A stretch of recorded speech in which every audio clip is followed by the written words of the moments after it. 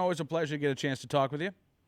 Thanks for having me, Cam. You bet. And tonight, a story that we've been following extensively for the past few weeks, the case of Brian Aiken in New Jersey. Yeah, and I believe last week for the Civil Rights Roundup, you talked directly to the man himself, Evan Knappen, the attorney who represents Mr. Brian Aiken. We did indeed. And Evan's a great guy. He's a great attorney, a great guy. And if I had a firearms case in New Jersey, that's the guy I'd hire.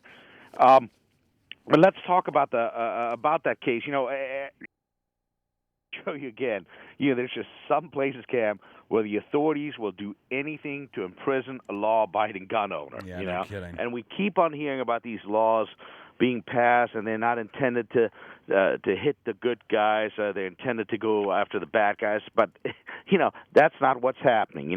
Mr. Brian Aiken, law-abiding good guy, graduate student, an entrepreneur and media consultant, the chief executive officer of a 14-employee internet marketing business. He's age 27 now. He was 25 at the time. Clean record. Good guy, not a gangster or something, okay? Mm-hmm. Now, unfortunately, at the time when this happened, Mr. Aiken's marriage was not going well. It was breaking up, and he was separated from his wife. And he moved back to New Jersey from Colorado towards the end of 2008 to be closer to their young son because the ex-wife, soon-to-be ex-wife, had taken his son back to New Jersey. Now, in Colorado, Brian had legally, lawfully purchased 3 handguns after going through all the necessary normal FBI and CBI background checks, required to be approved to purchase the firearms. And then Brian had an uncle who served in law enforcement. And before Brian moved back to New Jersey, Brian consulted with his uncle about moving to New Jersey with the firearms, with the handguns. And the uncle told Brian to contact the New Jersey State Police to see if there were any special requirements, needed to register or license the handguns, and how he could legally transport them to New Jersey. And Brian contacted the New Jersey State Police, and he was informed that he did not have to register the handguns, okay? Right. So he gets to New Jersey, and Brian moves into his parents' home in Mount Laurel, New Jersey, just temporarily, until he can find a permanent residence in New Jersey. Then he finds, he's looking for an apartment. He finds a place in Hoboken, and well, what happens is on January 2nd, 2009, almost a year ago, his ex-wife canceled his visit with her son. Okay, well, of course that upsets him. He becomes distraught, and he muttered something to his mom that he was depressed. Okay, well, Cam, that's not a big surprise. If your marriage is on the rocks, you're getting divorced, and your child has been taken away in a custody battle, and that day you're supposed to see your child, that you moved across the country to be with. And the ex says, no, you can't see him today. Of course, people might get depressed, okay? Sure. But no big deal. You see, you're not feeling happy that day, okay? Well, he leaves his mom's house to return to his apartment in Hoboken, okay? Well, his mom and his brother were concerned, because Brian had mentioned that he was depressed. And his mom, Sue Aiken, she's a trained social worker, and she decides, what do we social workers always tell people? If somebody says something about depression, call the authorities. Right. And she decides to play it safe and call the police. But when she dials 911, she thinks better of it and hangs up before the 911 dispatcher can answer. Okay, so that call was actually never placed. Okay. But the cops, they trace the call, which they do when there's a 911 call. Mm-hmm. And the police arrive at the house, at the parents' house. They question the mother, and she admits that her son might have a gun, a firearm. And the police then demanded and got Brian's cell phone number from his parents. Now, despite the fact that Brian had committed no crime, the police called him on his cell phone, and they ordered him to return to his parents' home. And of course, Brian, being a nice guy, a law-abiding guy, who's not done anything wrong, he complies. The policeman tells you to do something, you do it. And when he gets to his parents' house, he explained that he was staying both with his parents and his apartment while resettling after the move from Colorado. And just found the apartment, and he's moving in between the two houses. And the cops demand to search the vehicle.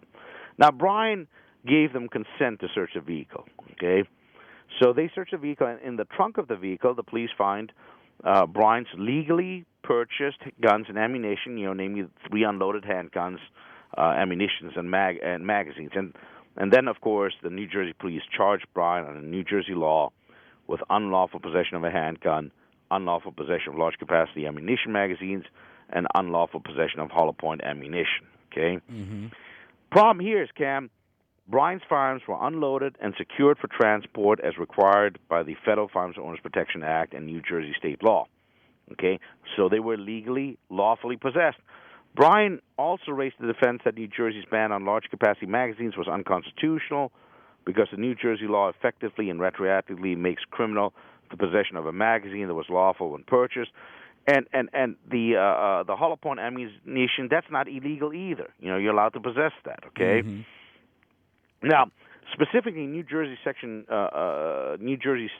section 2C:39-6E specifically allows a person to keep or carry a firearm at his place of business, residence, premises, or property in the manner specified in subsection G of the statute, and from any place of purchase to his residence or place of business, or between his dwelling and place of business, or between one place of business or dwelling and another while moving, or between a place of business or dwelling and a place for repair.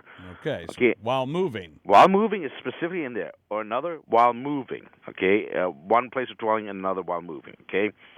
New Jersey statute section 2C:39-6G, which was referenced a moment ago in subsection E, requires that all firearms kept or transported under subsection E be carried, unloaded, and contained in a closed and fastened case, gun box, security type package, or locked in the trunk of an automobile. Well, you know, Cam, that's Brian's case. Right. Brian was in the process of moving from his parents' home to his apartment, and he was transporting a variety of personal items in his car, including his 3 handguns, and he was transporting them in his trunk. I mean, so he falls directly in that exception, okay? So he was moving between one dwelling place and another, specifically allowed under New Jersey statute section 2C:39-6E, which I mentioned a moment ago. The guns were unloaded and locked in the trunk of his car, again in complete compliance with all the requirements of New Jersey statute section 2C:39-6G. Okay. Bottom line, there's nothing unlawful about the way in which Brian was transporting his lawfully purchased and possessed handguns in the trunk of his car. You know, not only that, Cam, but he is allowed under federal law, which trumps state law, to do just that. Okay, so he's in compliance with state law and also federal law. The federal law, specifically Firearms Owners Protection Act, Section 926A of Title 18, applies to the transfer of firearms that are lawful at the point of origin, you know, like Brian's parents' home in Mount Laurel, and their destination, like Brian's apartment in Hoboken, as long as the guns are in the trunk and unloaded and secured between the two locations. Again, exactly, you know, Brian's situation, okay? Right. You know, none of these facts or these laws were presented to the grand jury, okay, which then indicted Mr. Akins, okay? Also, you know, New Jersey's, you know, unconstitutional assault weapons ban, one thing that was not very highly publicized at the time when that was passed, back in 1990, I believe it was, amongst other things, it banned the possession of large-capacity magazines. And the ban defines these as any magazine capable of holding more than 15 rounds of ammo. And by the way, that's New Jersey statute section 2C:39-1Y. Now, the problem with the New Jersey ban is that it contains no grandfather provision for those large-capacity magazines, you know, that were legally purchased or possessed before the ban went into effect, or that are legally brought into the case into the state. There's also no provision for an individual who owns a legally purchased large-capacity magazine that was lawfully purchased somewhere else to register the magazine in New Jersey, and there's no way to legally surrender it to the cops or even to get rid of it. You know, bottom line, people who lawfully possessed a large-capacity magazine before the ban went into effect were left with no way of avoiding committing a crime. Possessing it is a crime. Turning it into cops is a crime. Transporting it outside the state is a crime. Destroying it is, I mean, it's all illegal, okay? Yeah. It's illegal even for them to keep the magazine. It's illegal for them to even transport it or even dispose of it or even surrender it to the police, okay? Now, Brian's attorney, you know, Evan Knappen, argued that placing Brian in this no-win situation violates the Due Process Clause of the Constitution, as well as Article 1, Section 10, Clause 1 of the U.S. Constitution, which prohibits ex post facto law and bills of attainder. You know, in fact, in 1996, this very prohibition, the New Jersey prohibition the large capacity magazine prohibition was held to be unconstitutional by a New Jersey state court in the case of State v. Merrill, where the court found that this prohibition violated due process as well as the constitutional prohibition on ex post facto laws. Now, during the trial, Brian's mother testified that her son was moving things in and out of the house, first in from Colorado and then out at that point from her house in Mount Laurel to Hoboken. A friend of his testified that he was moving things into the apartment in Hoboken, okay? Mm-hmm. A Mount Laurel police officer testified that when he searched the car, he saw boxes of dishes and clothes that were being moved in the Honda Civic on the day of the arrest, okay? Now, unfortunately for Brian, the New Jersey trial court judge at Brian's criminal trial, didn't allow Brian's lawyer, Evan, to introduce evidence that would have vindicated Brian. And despite demands by Brian's lawyer, by Evan, and even requests by the jury, the judge refused to issue a jury instruction to the jury on the issue of the moving defense under the New Jersey law or the federal law. Okay? Yeah. And then later on, the trial judge was quoted in a newspaper interview as saying, quote, "My recollection of the case is that I ruled he had not presented evidence sufficient to justify giving the jury the charge on the affirmative defense that he was in the process of moving," unquote. And then the judge declined to comment further for that interview. Okay? Mm-hmm. Now, Brian was convicted, and then in August of this year, he was sentenced to 7 years in prison. Okay, let me say this again.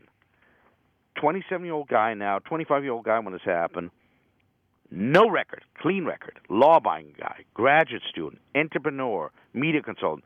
He owns a company with 14 employees, internet marketing business. Yeah, 7 years in prison, okay? And the gun control advocates keep on saying that these are not laws that are aimed at the good guys. Oh, okay? no, these are just common sense laws. Yeah. Common sense laws that take a guy who is an entrepreneur and put him in prison for 7 years, okay? Now, most recently, by the way, about this trial court judge here. Yeah. That same trial court judge dropped an animal cruelty charge against a policeman who was accused of having sex with some calves, some young cows, because the judge had no way of finding out whether the calves were, quote, puzzled or tormented, unquote, by the sex act. Okay, does it matter? Well, apparently to this judge, if you have engaged in animal cruelty and animal bestiality, that's okay, but how dare you legally possess a firearm? You're going to go away for 7 years if you do that. Okay? See, this is why I came up with the phrase "Garden State Crazy." By the way, the same former police officer, is also facing charges related to sexual assaults on 3 girls. Okay, Jeez. But that guy doesn't deserve to go to prison. But Brian Akins does. Unbelievable. But anyways, fortunately, by the way, this judge was not reappointed to the bench by the governor. Okay? Mm-hmm. But in the meantime, Brian Akins remains in jail pending an appeal. Now, besides the pending appeal, the family has asked New Jersey Governor Christie for clemency. And by the way, just to rub a little bit of salt into the wound, even before his conviction, his arrest and the charges, they became the grounds for Brian losing his custodial rights of his son. Okay, the court ordered that Brian only be allowed to see his son for 1 hour per week in the presence of law enforcement officers inside the Ocean County Family Court. I mean, so this these laws destroy good people's lives. Absolutely. Okay, and this is just yet another one of these cases where, and then these anti-gun ceasefire in New Jersey, the folks in interviews are defending this. I know. It's unbelievable. Yeah. Unbelievable. They live on another planet. Defending the indefensible, I guess, since in 1968. Stefan, thank you again, sir, for coming on the program. We're going to continue to keep our eyes on what happens to Brian Akins. Our thoughts and our prayers are with him tonight, and hopefully Governor Christie does the right thing. Hopefully. All right, Stefan, thanks again. We'll talk to you soon. Bye-bye.